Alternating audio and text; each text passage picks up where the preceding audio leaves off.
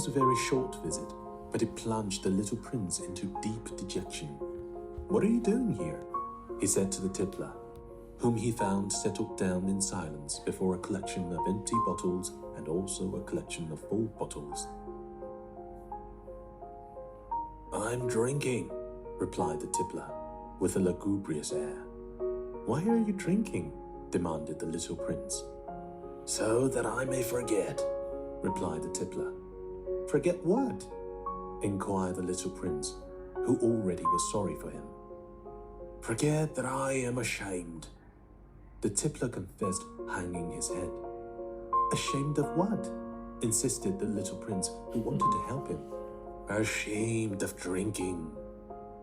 The tippler brought his speech to an end and shut himself up in an impregnable silence.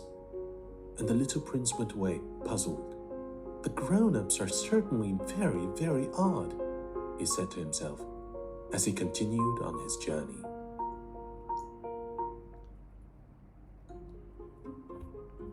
The fourth planet belonged to a businessman. This man was so much occupied that he did not even raise his head at the little prince's arrival. "Good morning," the little prince said to him. "Your cigarette has gone out." "3 and 2 make 5. 5 and 7 make 12. 12 and 3 make 15. Good morning. 15 and 7 make 22. 22 and 6 make 28. I haven't time to light it again. 26 and 5 make 31. Phew. Then that makes 501,622,731. 500 million what? Asked the little prince. Hey, are you still there? 501 million. I can't stop. I've so much to do. I am concerned with matters of consequence. I don't amuse myself with border dash. 2 and 5 make 7. 501 million what? Repeated the little prince, who never in his life had let go of a question once he had asked it. The businessman raised his head. During the 54 years that I've inhabited this planet, I've been disturbed only 3 times. The first was 22 years ago, when some giddy goose fell from goodness knows where. He made the most frightful noise that resounded all over the place, and I made 4 mistakes in my addition. The second time, 11 years ago, I was disturbed by an attack of rheumatism. I didn't get enough exercise. I've no time for loafing. The third time, well, this is it. I was saying then, 501 millions. Millions of what? The businessman suddenly realized that there was no hope of being left in peace until he answered this question. Millions of those little objects, he said, which one sometimes sees in the sky. Flies? Oh no, little glittering objects. Bees? Oh no, little golden objects that set lazy men to idle dreaming. As for me, I am concerned with matters of consequence. There is no time for idle dreaming in my life. Ah, you mean the stars? Yes, that's it, the stars. And what do you do with 500 millions of stars? 501,622,731. I am concerned with matters of consequence. I am accurate. And what do you do with these stars? What do I do with them? Yes. Nothing. I own them. You own the stars? Yes. But I have already seen a king who... Kings do not own. They reign over. It is a very different matter. And what good does it do you to own the stars? It does me the good of making me rich. And what good does it do you to be rich? It makes it possible for me to buy more stars, if any are ever discovered. This man, the little prince said to himself, reasons a little like my poor tippler. Nevertheless, he still had some more questions. How is it possible for one to own the stars? To whom do they belong? The businessman retorted peevishly. I don't know. To nobody. Then they belong to me, because I was the first person to think of it. Is that all that is necessary? Certainly. When you find a diamond that belongs to nobody, it is yours. When you discover an island that belongs to nobody, it is yours. When you get an idea before anyone else, you take out a patent on it, it is yours. So with me, I own the stars, because nobody else before me ever thought of owning them. Yes, that is true, said the little prince. And what do you do with them? I administer them, replied the businessman. I count them and recount them. It is difficult, but I am a man who is naturally interested in matters of consequence. The little prince was still not satisfied. If I owned a silk scarf, he said, I could put it around my neck and take it away with me. If I owned a flower, I could pluck that flower and take it away with me. But you cannot pluck the stars from heaven.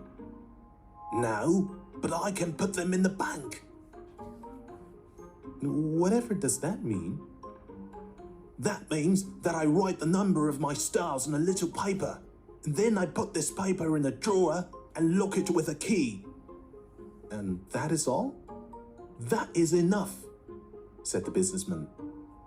It is entertaining, thought the little prince. It is rather poetic, but it is of no great consequence. On matters of consequence, the little prince had ideas which were very different from those of the grown-ups. I myself own a flower, he continued his conversation with the businessman, which I water every day. I own 3 volcanoes, which I clean out every week, for I also clean out the one that is extinct. One never knows. It is of some use to my volcanoes, and it is of some use to my flower, that I own them. But you are of no use to the stars. The businessman opened his mouth, but he found nothing to say in answer, and the little prince went away. The grown-ups are certainly altogether extraordinary, he said simply, talking to himself as he continued on his journey.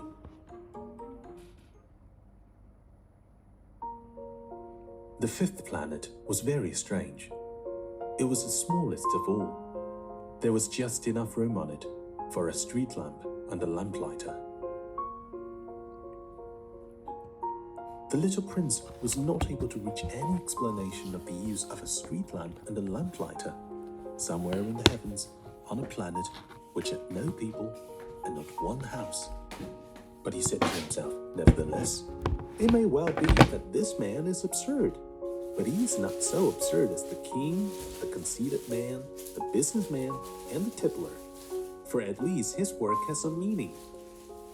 When he lights his street lamp, it is as if he brought one more star to life, or one flower. When he puts out his lamp, he sends the flower or the star to sleep. That is a beautiful occupation. And since it is beautiful, it is truly useful. When he arrived on the planet, he respectfully saluted the lamplighter. Good morning. Why have you just put out your lamp? Those are the orders, replied the lamplighter. Good morning. What are the orders? The orders are that I put out my lamp. Good evening. And he lighted his lamp again. But why have you just lighted it again? Those are the orders, replied the lamplighter. I do not understand, said the little prince. There is nothing to understand, said the lamplighter. Orders are orders. Good morning. And he put out his lamp. Then he mopped his forehead with a handkerchief decorated with red squares.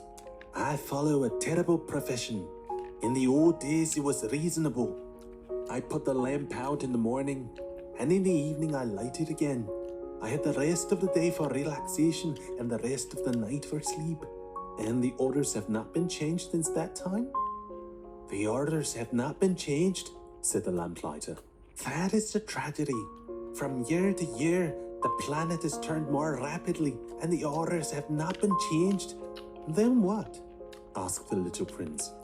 Then The planet now makes a complete turn every minute, and I no longer have a single second for repose. Once every minute, I have to light my lamp and put it out. That is very funny. A day lasts only 1 minute here where you live. It is not funny at all, said the lamplighter. While we have been talking together, a month has gone by. A month? Yes, a month. 30 minutes, 30 days. Good evening. And he lighted his lamp again. As the little prince watched him, he felt that he loved this lamplighter who was so faithful to his orders. He remembered the sunsets, which he himself had gone to seek in other days, merely by pulling up his chair, and he wanted to help his friend. You know, he said, I can tell you a way you can rest whenever you want to. I always want to rest, said the lamplighter, for it is possible for a man to be faithful and lazy at the same time. The little prince went on with his explanation. Your planet is so small that 3 strides will take you all the way around it. To be always in the sunshine, you need only walk along rather slowly.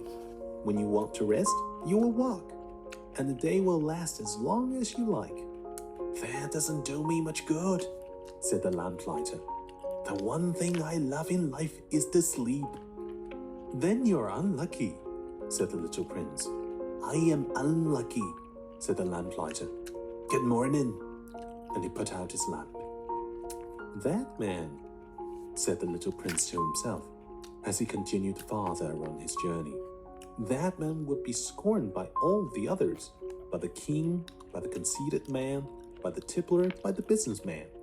Nevertheless, he is the only one of them all who does not seem to me ridiculous. Perhaps that is because he is thinking of something else besides himself. He breathed a sigh of regret and said to himself again, That man is the only one of them all whom I could have made my friend. But his planet is indeed too small. There is no room on it for 2 people.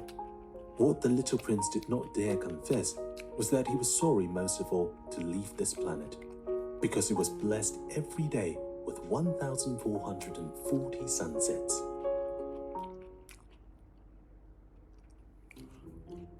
The 6th planet was 10 times larger than the last one. It was inhabited by an old gentleman who wrote voluminous books.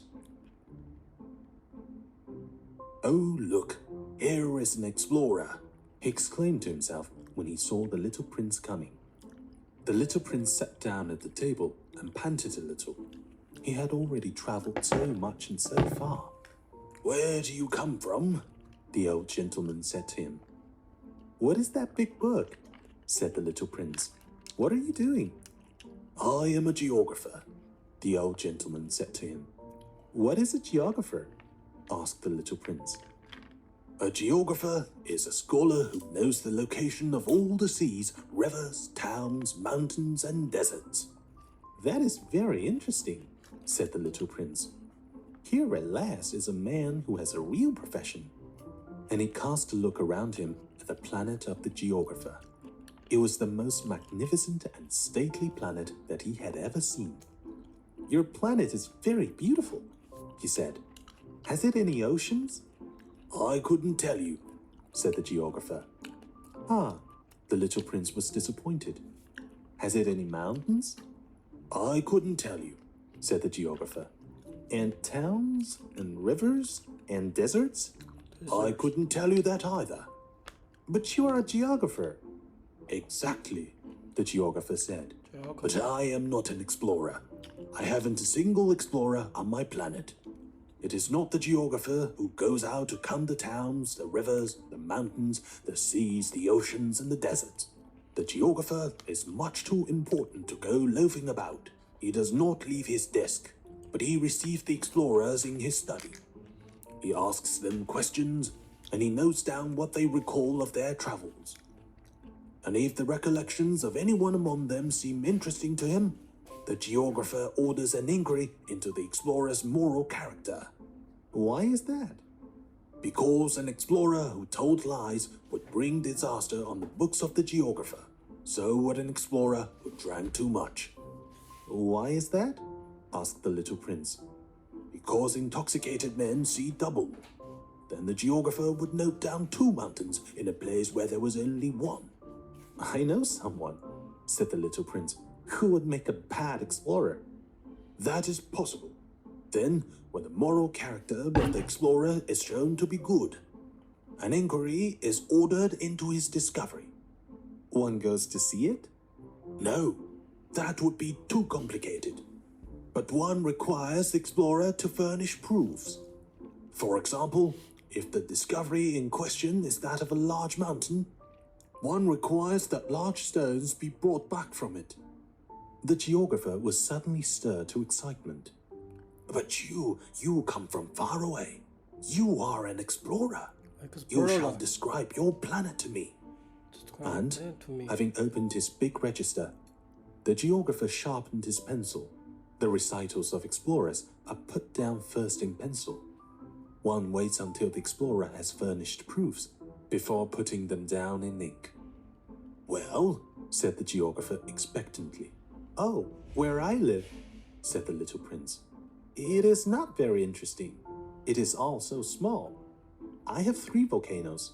2 volcanoes are active and the other is extinct. But one never knows. One never knows, said the geographer. I have also a flower.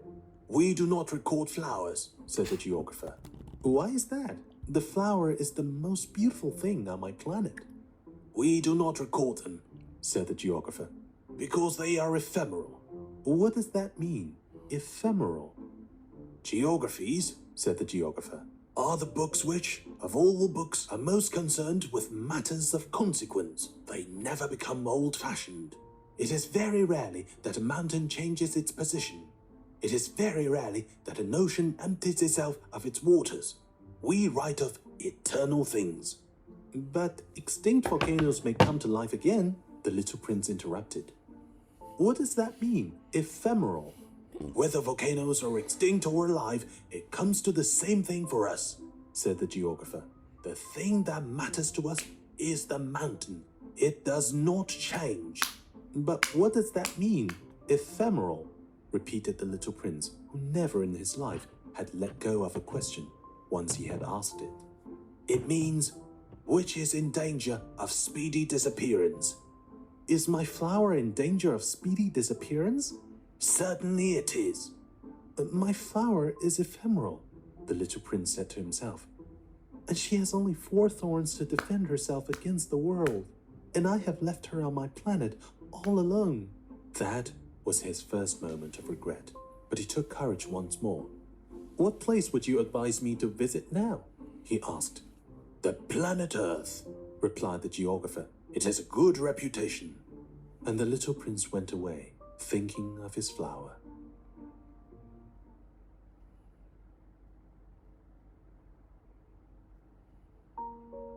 So then, the 7th planet was the Earth. The Earth is not just an ordinary planet. One can count. There are 111 kings, not forgetting, to be sure, the Negro kings among them, 7,000 geographers, 900,000 businessmen, 7,500,000 tipplers, and 311 million conceited men. That is to say, about 2 billion grown-ups. To give you an idea of the size of the Earth, I will tell you that before the invention of electricity, it was necessary to maintain, over the whole of the 6 continents, a veritable army of 462,511 lamplighters for the street lamps. Seen from a slight distance, that will make a splendid spectacle. The movements of this army would be regulated like those of the ballet in the opera. First would come the turn of the lamplighters of New Zealand and Australia. Having set their lamps alight, these would go off to sleep. Next, the lamplighters of China and Siberia would enter for their steps in the dance, and then they too would be waved back into the wings. After that would come the turn of the lamplighters of Russia and the Indies, then those of Africa and Europe, and those of South America, then those of North America, And never would they make a mistake in the order of their entry upon the stage. It would be magnificent. Only the man who was in charge of the single lamp at the North Pole and his colleague who was responsible for the single lamp at the South Pole, only these two would live free from toil and care. They would be busy twice a year. When one wishes to play the wit, he sometimes wanders a little from the truth. I have not been altogether honest in what I've told you about the lamplighters, and I realize that I run the risk of giving a false idea of our planet to those who do not know it. Men occupy a very small place upon the Earth. If the 2 billion inhabitants who people its surface were all to stand upright and somewhat crowded together, as they do for some big public assembly, they could easily be put into one public square 20 miles long and 20 miles wide. All humanity could be piled up on a small Pacific islet. The grown-ups, to be sure, will not believe you when you tell them that. They imagine that they fill a great deal of space. They fancy themselves as important as the baobabs. You should advise them, then, to make their own calculations.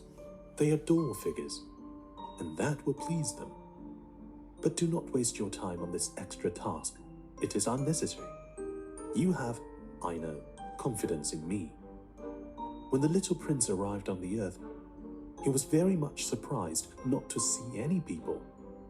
He was beginning to be afraid he had come to the wrong planet, when a coil of gold, the color of the moonlight, flashed across the sand. "Good evening," said the little prince courteously. "Good evening," said the snake. "What planet is this on which I have come down?" asked the little prince. "This is the Earth. This is Africa," the snake answered. "Ah, then there are no people on the Earth?" "This is the desert. There are no people in the desert. The Earth is large," said the snake. The little prince sat down on a stone and raised his eyes toward the sky. "I wonder," he said, "whether the stars are set alight in heaven so that one day each one of us may find his own again. Look at my planet. It is right there above us, but how far away it is." "It is beautiful," the snake said. "What has brought you here?" "I have been having some trouble with a flower," said the little prince. "Ah," said the snake, and they were both silent. "Where are the men?" The little prince at last took up the conversation again. "It is a little lonely in the desert." "It is also lonely among men," the snake said. The little prince gazed at him for a long time. "You are a funny animal," he said at last. "You're no thicker than a finger." "But I am more powerful than the finger of a king," said the snake.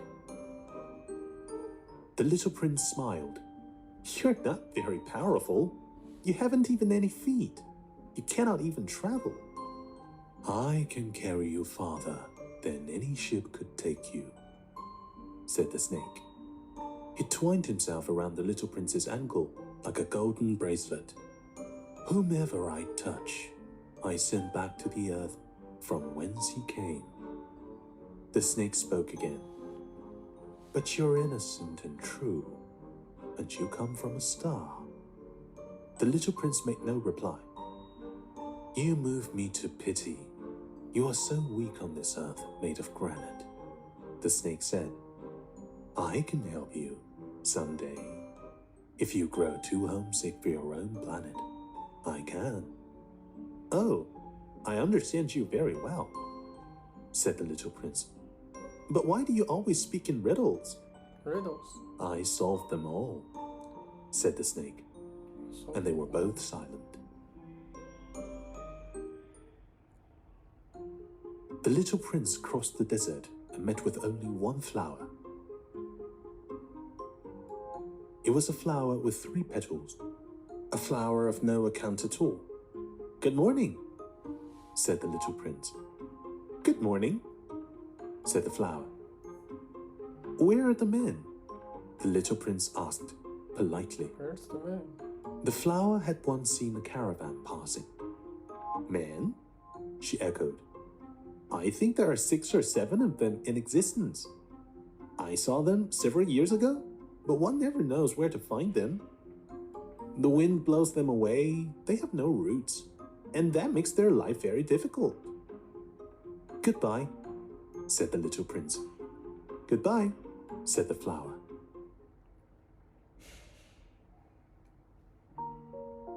After that, the little prince climbed a high mountain. The only mountains he had ever known were the 3 volcanoes, which came up to his knees. And he used the extinct volcano as a footstool. From a mountain as high as this one, he said to himself, I shall be able to see the whole planet at one glance and all the people. But he saw nothing, save peaks of rock that were sharpened like needles. Good morning, he said courteously. Good morning, good morning, good morning, answered the echo. Who are you? Said the little prince. Who are you? Who are you? Who are you? Answered the echo. Be my friends. I am all alone, he said. I am all alone, all alone, all alone, answered the echo. What a queer planet, he thought. It is altogether dry and altogether pointed and altogether harsh and forbidding. And the people have no imagination. They repeat whatever one says to them. On my planet, I had a flower. She always was the first to speak.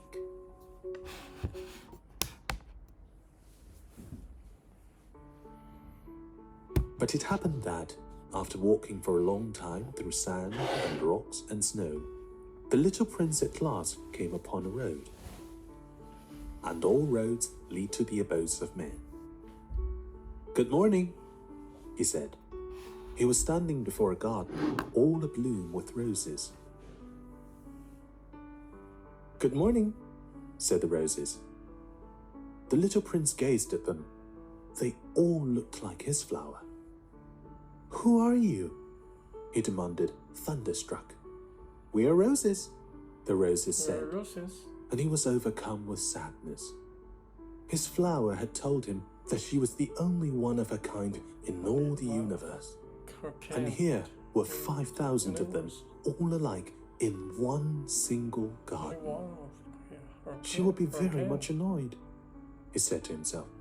If she should see that, she would cough most dreadfully, and she would pretend that she was dying to avoid being laughed at. And I should be obliged to pretend that I was nursing her back to life. For if I did not do that, to humble myself also, she would really allow herself to die. Then he went on with his reflections. I thought that I was rich with a flower that was unique in all the world, and all I had was a common rose, and 3 volcanoes that come up to my knees, and one of them perhaps extinct forever. That doesn't make me a very great prince. And he lay down in the grass and cried.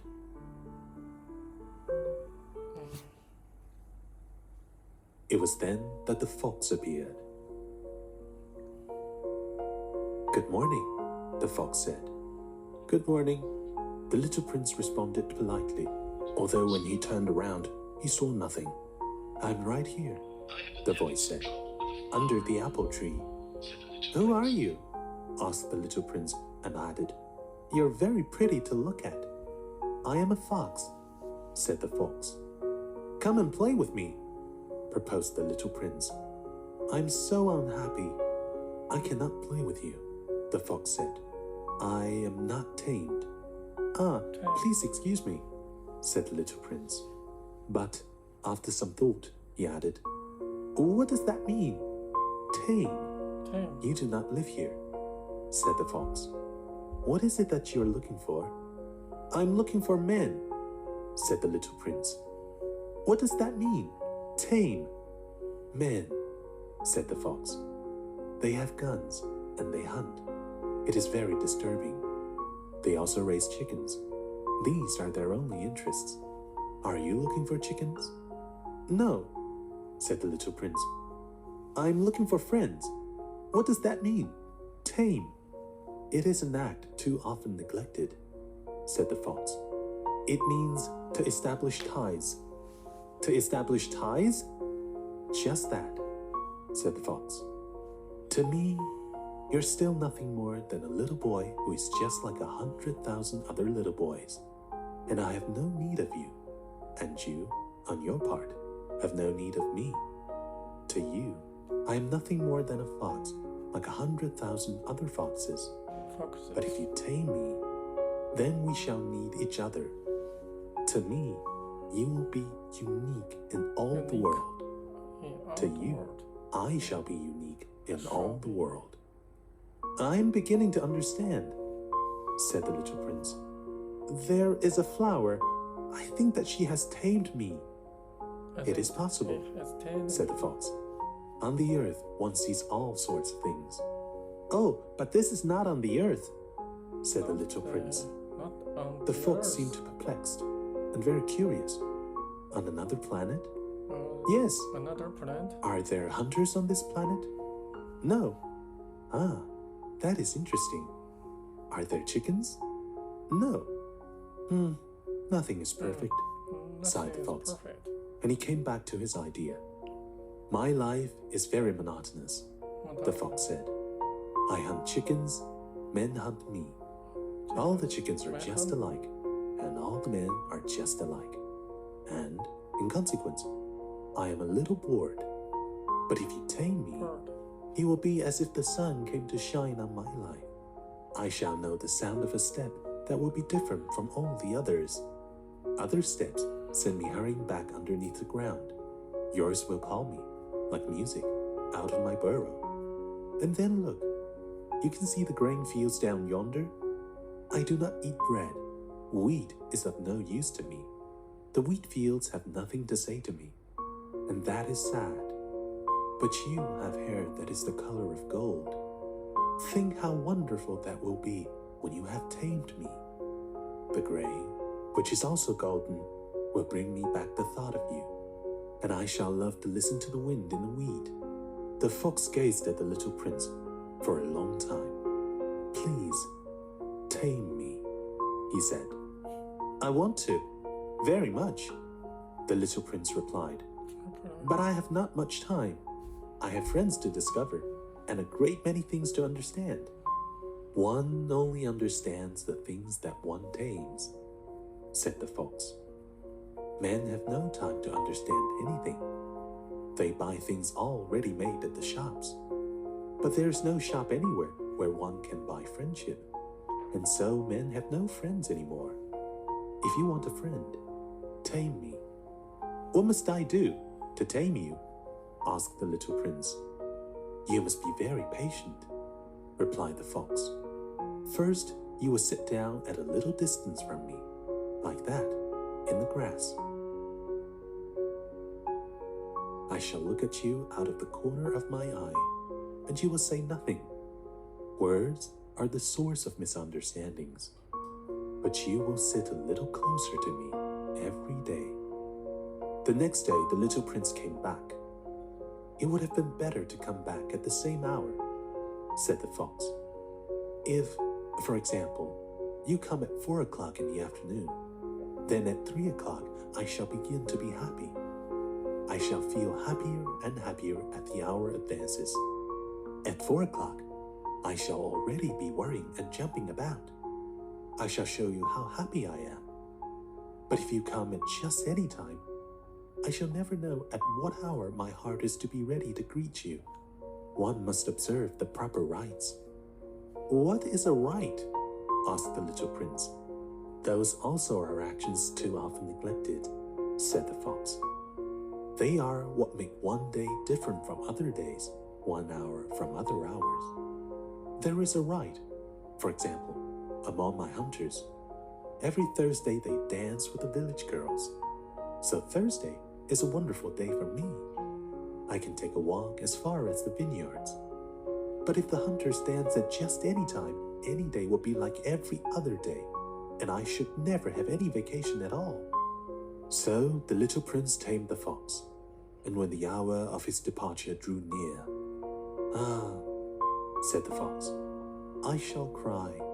"It is your own fault," said the little prince. "I never wished you any sort of harm, but you wanted me to tame you." "Yes, that is so," said the fox. "But now you're going to cry," said the little prince. "Yes, that is so," said the fox. "Then it has done you no good at all." "It has done me good," said the fox, "because of the color of the wheat fields." And then he added, "Go and look again at the roses. You will understand now that yours is unique in all the world. Then come back to say goodbye to me, and I will make you a present of a secret." The little prince went away to look again at the roses. "You're not at all like my rose," he said. "As yet you're nothing. No one has tamed you, and you have tamed no one. You're like my fox when I first knew him. He was only a fox like 100,000 other foxes, but I have made him my friend, and now he is unique in all the world." And the roses were very much embarrassed. "You're beautiful, but you are empty," he went on.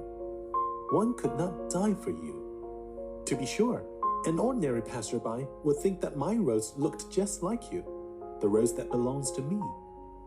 But in herself alone, she is more important than all the hundreds of you other roses, because it is she that I have watered, because it is she that I have put under the glass globe, because it is she that I have sheltered behind the screen, because it is for her that I have killed the caterpillars, except the 2 or 3 that we saved to become butterflies, because it is she that I have listened to when she grumbled or boasted, or even sometimes when she said nothing, because she is my rose." And he went back to meet the fox. "Goodbye," he said. "Goodbye," said the fox. "And now, here is my secret, a very simple secret.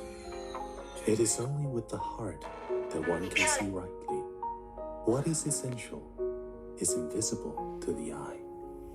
"What is essential is invisible to the eye," the little prince repeated, so that he would be sure to remember. "It is the time that you have devoted to your rose that makes your rose so important." "It is the time that I have devoted to my rose," said the little prince, so that he would be sure to remember. "Men have forgotten this truth," said the fox, "but you must not forget it. You become responsible forever for what you have tamed. You are responsible for your rose." "I am responsible for my rose," the little prince repeated, so that he would be sure to remember.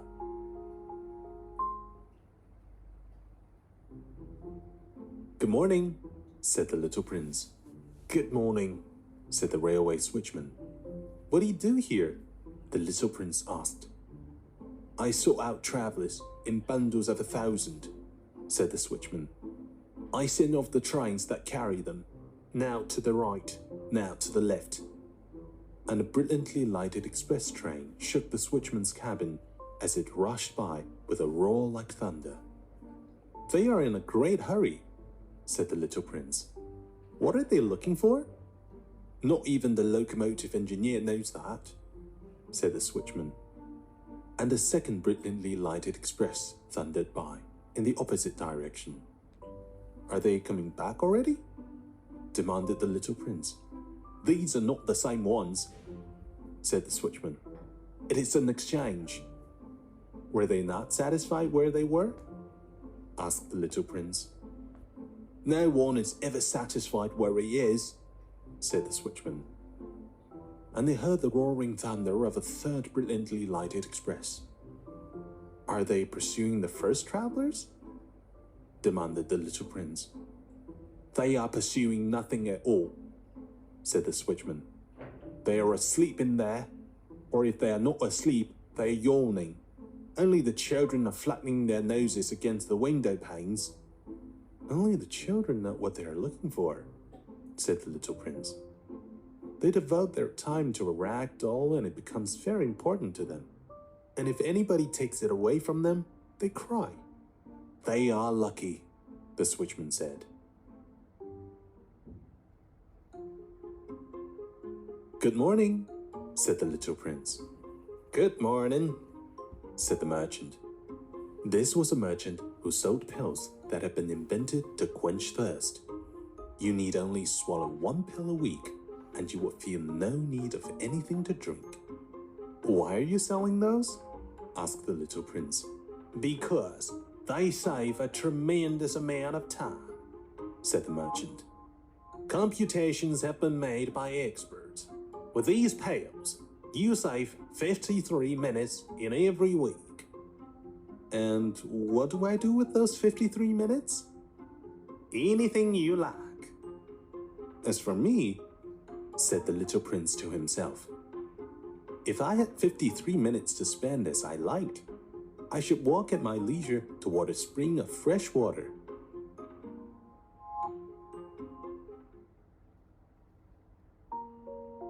It was now the 8th day since I had had my accident in the desert, and I had listened to the story of the merchant as I was drinking the last drop of my water supply. Ah, I said to the little prince, these memories of yours are very charming, but I have not yet succeeded in repairing my plane. I've nothing more to drink, and I, too, should be very happy if I could walk at my leisure toward a spring of fresh water. My friend the fox, the little prince said to me. My dear little man, this is no longer a matter that has anything to do with the fox. Why not? Because I'm about to die of thirst. He did not follow my reasoning, and he answered me, it is a good thing to have had a friend, even if one is about to die. I, for instance, am very glad to have had a fox as a friend. He has no way of guessing the danger, I said to myself. He has never been either hungry or thirsty. A little sunshine is all he needs. But he looked at me steadily and replied to my thought. I'm thirsty too. Let us look for a well. I made a gesture of weariness. It is absurd to look for a well at random in the immensity of the desert. But nevertheless we started walking. When we had trudged along for several hours in silence, the darkness fell and the stars began to come out. Thirst had made me a little feverish, and I looked at them as if I were in a dream. The little prince's last words came reeling back into my memory. Then you're thirsty too? I demanded, but he did not reply to my question. He merely said to me, water may also be good for the heart. I did not understand this answer, but I said nothing. I knew very well that it was impossible to cross-examine him. He was tired. He sat down. I sat down beside him. And, after a little silence, he spoke again. The stars are beautiful because of a flower that cannot be seen. I replied, yes, that is so. And, without saying anything more, I looked across the ridges of sand that were stretched out before us in the moonlight. The desert is beautiful, the little prince added. And that was true. I have always loved the desert. One sits down on a desert sand dune, sees nothing, hears nothing. Yet through the silence, something throbs and gleams. What makes the desert beautiful, said the little prince, is that somewhere it hides a well. I was astonished by a sudden understanding of that mysterious radiation of the sands. When I was a little boy, I lived in an old house, and legend told us that a treasure was buried there. To be sure, no one had ever known how to find it. Perhaps no one had ever even looked for it, but it cast an enchantment over that house. My home was hiding a secret in the depth of its heart. Yes, I said to the little prince. The house, the stars, the desert, what gives them their beauty is something that is invisible. I am glad, he said, that you agree with my thoughts. As the little prince dropped off to sleep, I took him in my arms and set out walking once more. I felt deeply moved, unstirred. It seemed to me that I was carrying a very fragile treasure. It seemed to me even that there was nothing more fragile on all the earth. In the moonlight, I looked at his pale forehead, his closed eyes, his locks of hair that trembled in the wind. And I said to myself, what I see here is nothing but a shell. What is most important is invisible. As his lips opened slightly with a suspicious of a half smile, I said to myself again, what moves me so deeply about this little prince who is sleeping here is his loyalty to a flower, the image of a rose that shines through his whole being like the flame of a lamp, even when he is asleep. And I felt him to be more fragile still. I felt the need of protecting him, as if he himself were a flame that might be extinguished by a little puff of wind. And, as I walked on so, I found the well at daybreak. Men, said the little prince, set out on their way in express trains, but they do not know what they are looking for. Then they rush about and get excited and turn round and round. And he added, it is not worth the trouble.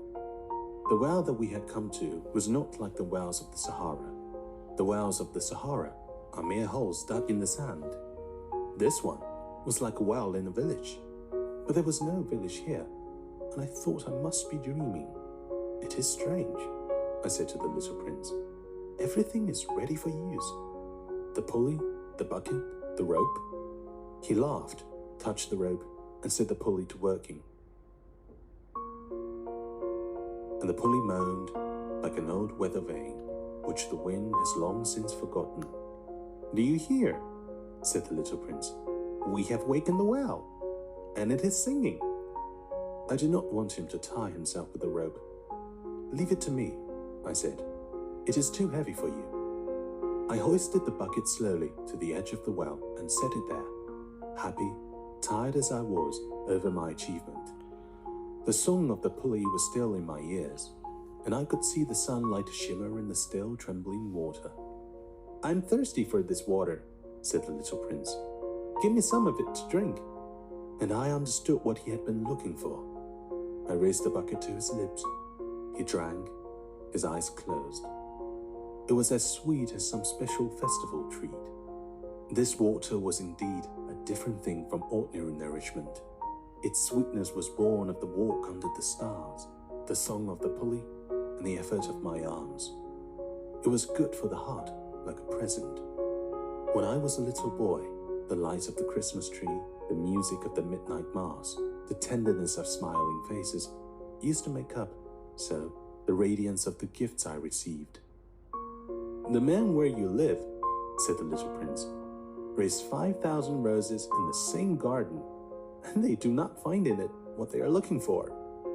They do not find it, I replied.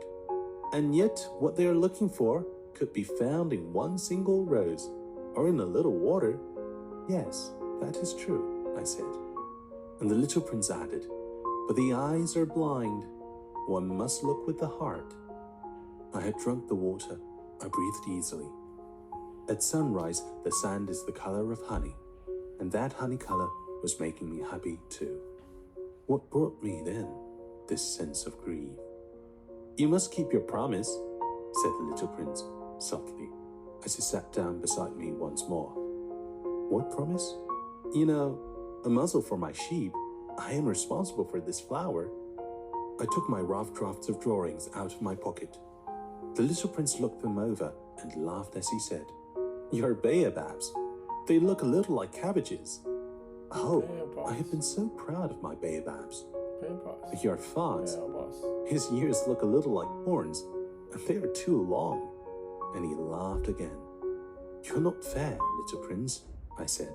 I don't know how to draw anything except boa constrictors from the outside and boa constrictors from the inside. Oh, that will be all right, he said. Children understand. So then I made a pencil sketch of a muzzle, and as I gave it to him, my heart was torn. You have plans that I do not know about, I said, but he did not answer me.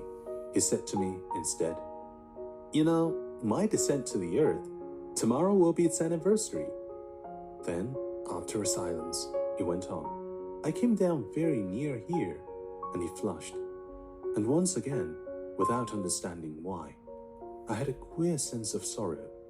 One question, however, occurred to me. Then, it was not by chance that on the morning when I first met you, a week ago, you were strolling along like that, all alone, 1,000 miles from any inhabited region. You were on your back to the place where you landed. The little prince flushed again, and I added, with some hesitancy, Perhaps it was because of the anniversary? The little prince flushed once more. He never answered questions, but when one flushes, does that not mean yes? I said to him, I am a little frightened. But he interrupted me. Now you must work.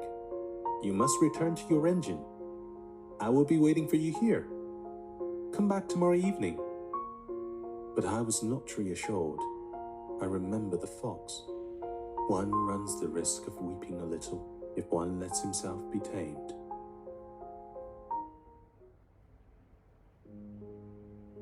Beside the well, there was the ruin of an old stone wall. When I came back from work the next evening, I saw from some distance away my little prince sitting on top of a wall with his feet dangling. And I heard him say, Then you don't remember. This is not the exact spot. Another voice must have answered him, for he replied to it. Yes, it is the right day, but this is not the place. I continued my walk toward the wall. At no time did I see or hear anyone. The little prince, however, replied once again.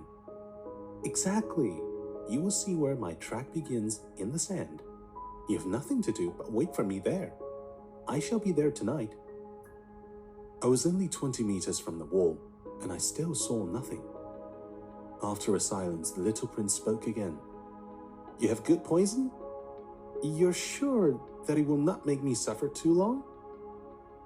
I stopped in my tracks, my heart torn asunder, but still I did not understand. Now go away, said the little prince. I want to get down from the wall. I dropped my eyes, then, to the foot of the wall, and I leaped into the air.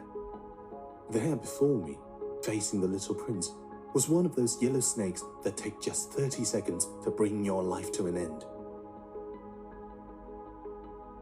Even as I was digging into my pocket to get out my revolver, I made a running step back. But, at the noise I made, the snake let himself flow easily across the sand like the dying spray of a fountain, and, in no apparent hurry, disappeared, with a light metallic sound among the stones. I reached the wall just in time to catch my little man in my arms. His face was white as snow. What does this mean? I demanded. Why are you talking with snakes? I had loosened the golden muffler that he always wore. I had moistened his temples and had given him some water to drink. Now I did not dare ask him any more questions. He looked at me very gravely and put his arms around my neck. I felt his heart beating like the heart of a dying bird, shot with someone's rifle. I am glad that you have found what was the matter with your engine, he said. Now you can go back home. How do you know about that? I was just coming to tell him that my work had been successful, beyond anything that I had dared to hope. He made no answer to my question, but he added, I, too, am going back home today. Then, sadly, it is much farther. It is much more difficult. I realized clearly that something extraordinary was happening. I was holding him close in my arms, as if he were a little child. and yet it seemed to me that he was rushing headlong toward an abyss from which I could do nothing to restrain him. His look was very serious, like someone lost far away. "I have your sheep, and I have the sheep's box, and I have the muzzle." And he gave me a sad smile. I waited a long time. I could see that he was reviving little by little. "Dear little man," I said to him, "you are afraid." He was afraid. There was no doubt about that, but he laughed lightly. "I shall be much more afraid this evening." Once again, I felt myself frozen by the sense of something irreparable. And I knew that I could not bear the thought of never hearing that laughter anymore. For me, it was like a spring of fresh water in the desert. "Little man," I said, "I want to hear you laugh again." But he said to me, "Tonight, it will be a year. My star, then, can be found right above the place where I came to the earth a year ago."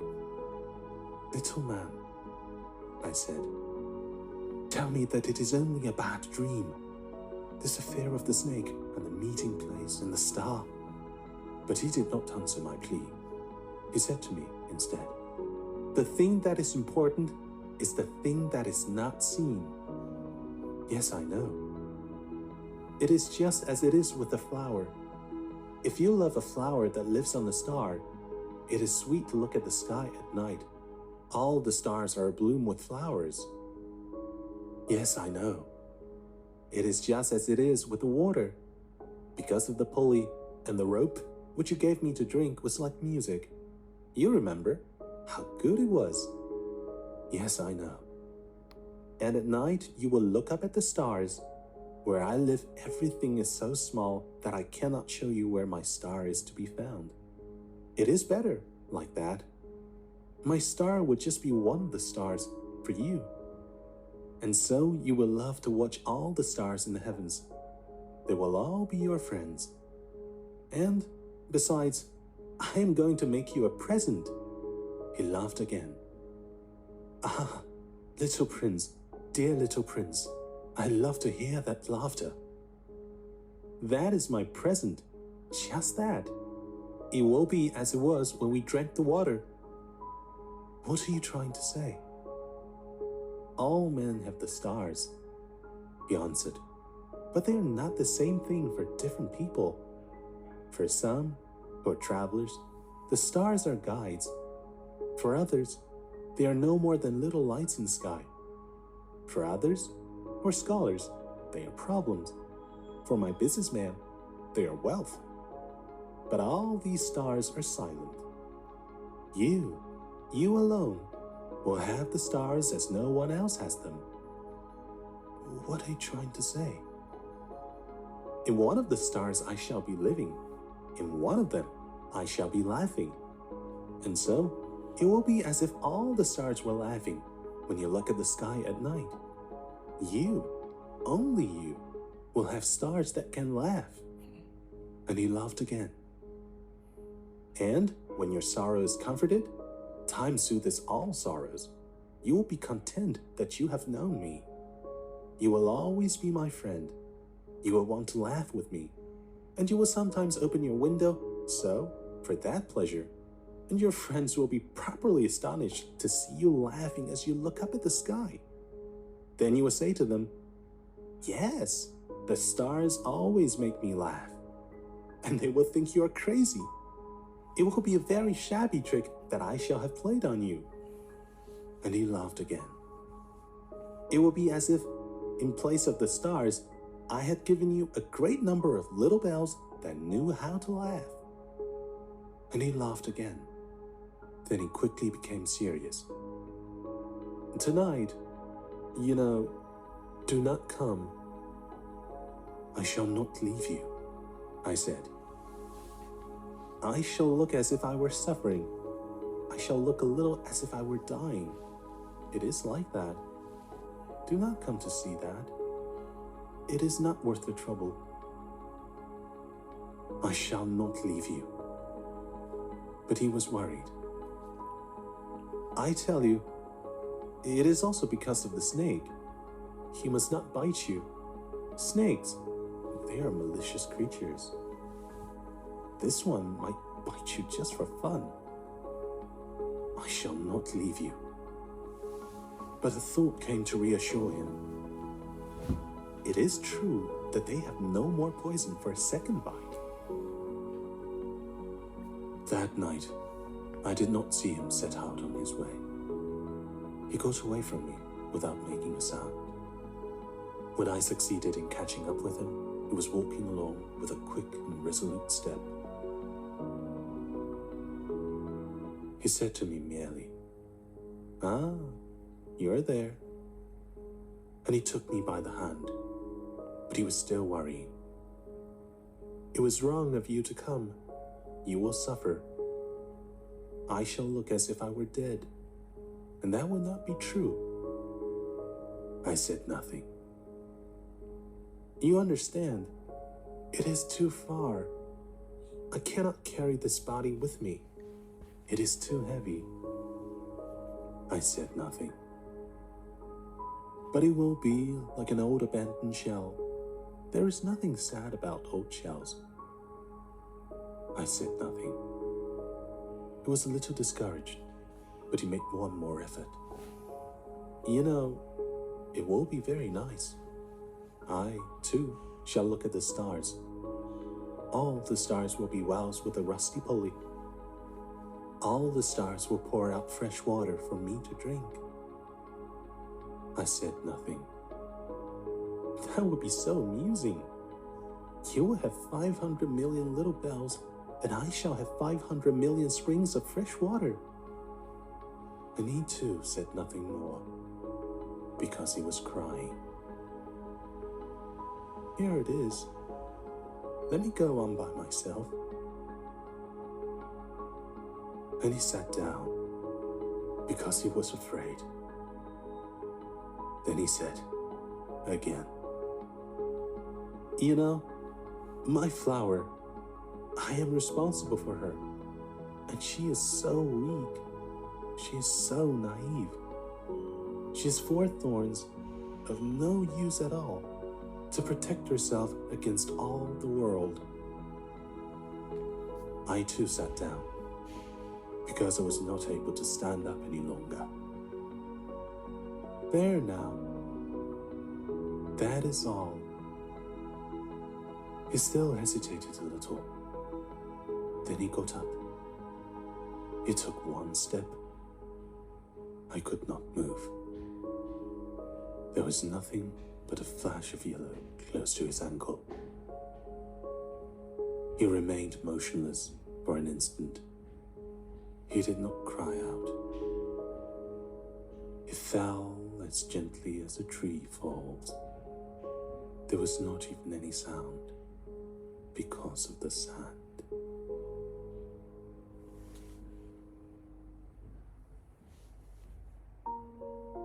And now, 6 years have already gone by. I have never yet told this story. The companions who met me on my return were well content to see me alive. I was sad, but I told them, I am tired. Now my sorrow is comforted a little. That is to say, not entirely. But I know that he did go back to his planet, because I did not find his body at daybreak.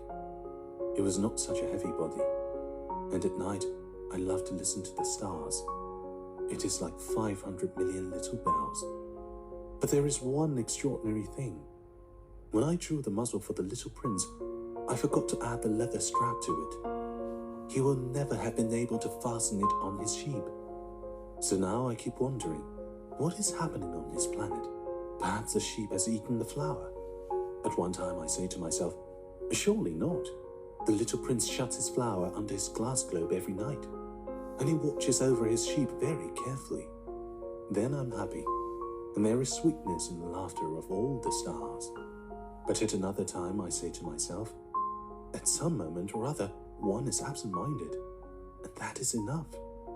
On some one evening, he forgot the glass globe, or the sheep got out, without making any noise in the night. And then the little bells are changed to tears. Here, then, is a great mystery. For you who also love the little prince, and for me, nothing in the universe can be the same if somewhere, we do not know where, a sheep that we never saw has, yes or no, eaten a rose. Look up at the sky. Ask yourselves, is it yes or no? Has the sheep eaten the flower? And you will see how everything changes. And no grown-up will ever understand that this is a matter of so much importance. This is, to me, the loveliest and saddest landscape in the world. It is the same as that on the preceding page, but I have drawn it again to impress it on your memory. It is here that the little prince appeared on earth and disappeared. Look at it carefully so that you will be sure to recognize it in case you travel someday to the African desert. And if you should come upon this spot, please do not hurry on. Wait for a time, exactly under the star. Then, if a little man appears who laughs, who has golden hair and who refuses to answer questions, you will know who he is. If this should happen, please comfort me. Send me word that he has come back.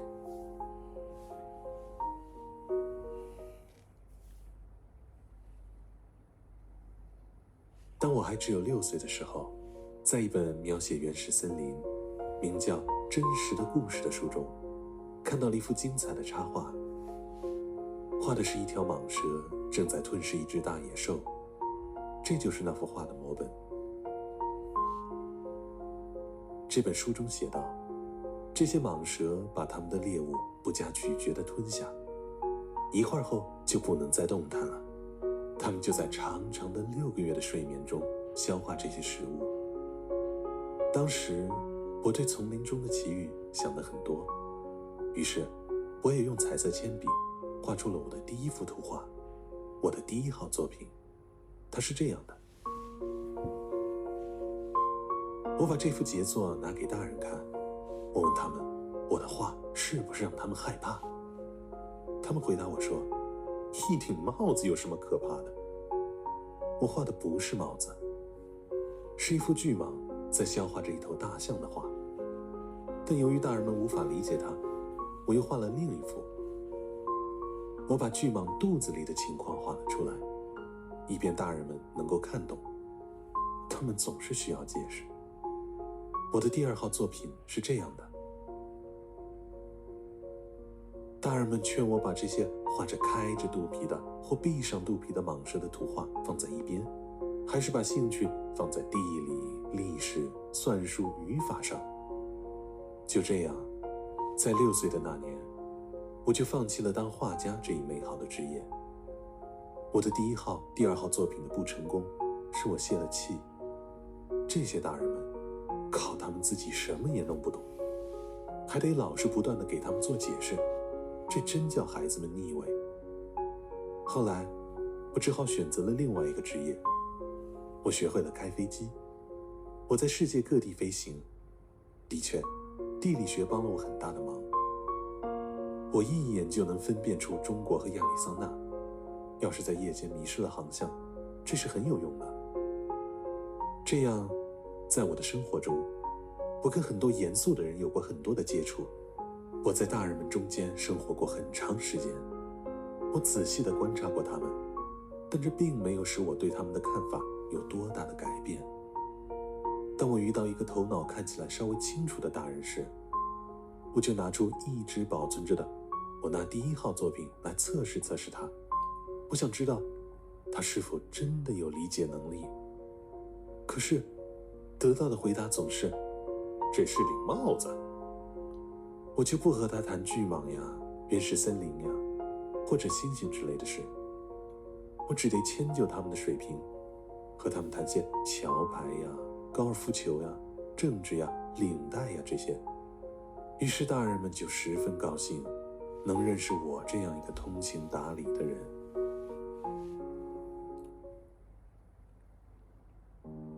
我我就这样孤独地生活着，没有一个能真正谈得来的人。一直到6年前，在撒哈拉沙漠上，我的飞机发生了那次故障，我的发动机里有个东西损坏了。当时，由于我既没有带机械师，也没有带旅客，我就试图独自完成这个困难的维修工作。这对我来说是个生与死的问题。我随身带的水只够饮用1星期。第一天晚上，我就睡在这远离人间烟火的大沙漠上。我比大海中附在小木牌上的遇难者还要孤独得多。而在第2天拂晓，当一个奇怪的小声音叫醒我的时候，你们可以想见我当时是多么吃惊。这小小的声音说道：“请你给我画一只羊，好吗？”啊，给我画一只羊。我像是受到惊雷轰击一般，一下子就站立起来。我使劲地揉了揉眼睛，仔细地看了看周围。我看见一个十分奇怪的小家伙，严肃地朝我凝眸望着。这是后来我给他画出来的最好的一幅画像。可是，我的画当然要比他本人的模样逊色很多，但这不是我的过错。6岁时，大人们使我对我的画家生涯失去了勇气。除了画过开着肚皮和闭着肚皮的蟒蛇，后来再没有学过画。我惊奇地睁大着眼睛看着这突然出现的小家伙。不要忘记，我当时可是失事在远离人烟千里之外的地方。他既不像是在这沙漠中迷了路，也没有半点疲乏、饥渴、惧怕的神情。而这个小家伙给我的印象是，他丝毫不像是一个迷失在旷无人烟的大沙漠中的孩子。当我终于又能说出话来的时候，我对他说道：“但是，你在这儿干什么？”可是他却不慌不忙的，好像是在说一件很重要的事一般，对我重复的说道：“请给我画一只羊。”当一种神秘的东西把你镇住的时候，你是不敢不听从它的支配的。在这荒无人烟的沙漠上，面临死亡的危险的情况下，尽管这样的举动使我感到十分荒诞，我还是掏出一张纸和一支钢笔。这时我却又记起，我只学过地理、历史、算术和语法，就有点不大高兴地对这小家伙说：“我不会画画。”他回答我说：“